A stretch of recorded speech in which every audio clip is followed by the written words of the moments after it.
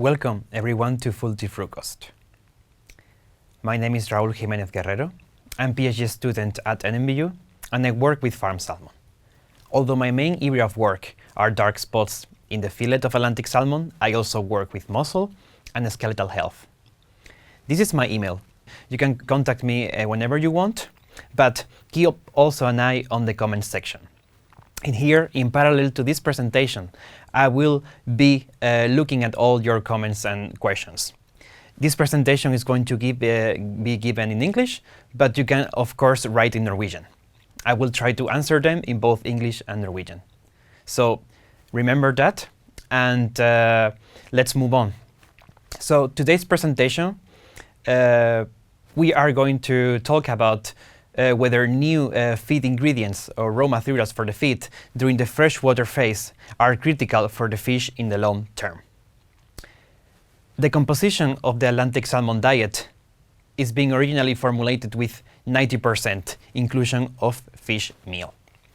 But due to sustainability concerns and the increase of the price of this limited source, we see a dramatic change in the formulation of this diet. In fact, the marine inclusion drops from 90 to 25%. This gap is being filled with plant-based sources, seeds especially, which are a good source of fats, proteins, and starches. This access to cheap raw materials have allowed the aquaculture production to expand 8 times. But seeds are not designed to be digested, and they may accumulate some toxic compounds or other substances that make digestion less possible. These are called antinutrients. And in addition, we have other facts on the plant-based meals that are not good for the fish. For example, we have a lack of some amino acids or lack of EPA and DHA, these essential fatty acids. We have also the fact that the plant-based proteins are a bit less digestible than the marine ones. Thanks to the technology that the experts have developed, we have a good tooling system, a good methods to solve many of these problems, but we cannot control all of them yet.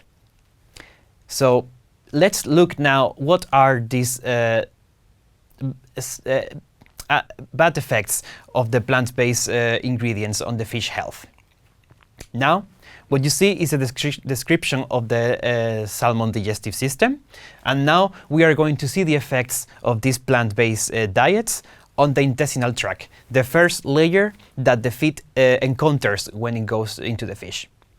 So at hindgut, we can see that fish fed high inclusion levels of plant-based ingredients. They have inflammation in the gut, in the hindgut, and also we see a decrease in the absorptive capacity of the nutrients. If we go further, on the pylori CK, which is a very important structure of the salmon digestive system, we also see adverse effects. Enterocytes accumulates abnormal amounts of lipids, which again impacts negatively the absorption of nutrients.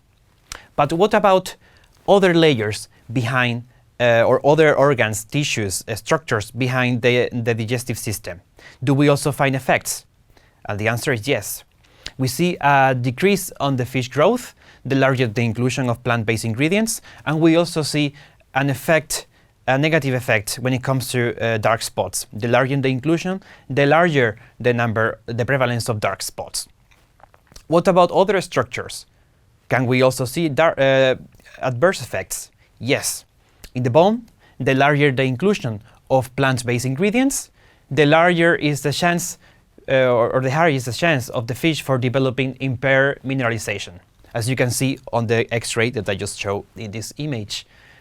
So it is clear that using plant-based ingredients may have, besides all these technological advantages that I just mentioned, it may have a negative impact on the fish. But is it the impact equally important for every life stage of a fish, or are some life stages where the fish is more sensitive? to these dietary ingredients. Let's have a look to the life cycle of Atlantic salmon. Before smoltification, salmon is 30 grams. And after this period, fish increases the size 3 times, up to 90 grams. This period, as I mentioned, is called smoltification. And smoltification is a very critical period for the Atlantic salmon life cycle because the fish experience dramatic changes in its morphology and also its physiology. You have to think that the fish must be adapted from a fully freshwater environment to a saltwater environment. So it's very important. After this period, after smoltification, the fish is transferred to seawater, as you can see, up to 4.5 kilograms. This is a 50 times increase in body weight. Or if you consider the weight before smoltification is a 150 times body weight increase. A large increase, don't we? So what other things are happening here? Well, it turns out that after seawater transfer, or in the period when the fish is being transferred, they are handling procedures and like grading, for example, vaccination, or even the transfer to the seawater, the transportation too, that may impact or may be stressful for the fish. In addition, you have to also keep in mind that the fish is going to be exposed to new pathogens. This equals to high mortality, appearance of dark spots, bone deformities, and of course, infectious diseases. In addition, what we can also see is that after the seawater transfer, there is a dramatic increase on the number of rib abnormalities.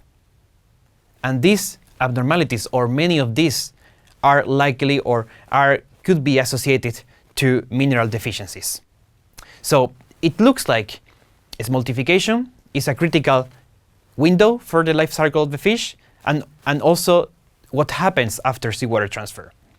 So is smoltification a critical part? Do we have a high impact by modulating what's happening in this phase on the long term when the fish is slaughtered? To answer this question, we are going to perform a stress feeding trial where the fish are going to be fed either a 100% marine-based diet or a 100% plant-based diet, only during the smoltification. After smoltification, when the fish has 90 grams, from that point to the end, the fish is going to be fed a commercial standard diet. Both groups during this period, a 33 times increase in body weight. So in the short term, as expected, what we find is that fish fed the plant-based diet have a lower growth. But what about the long term? How is the fish dealing with that in the long term?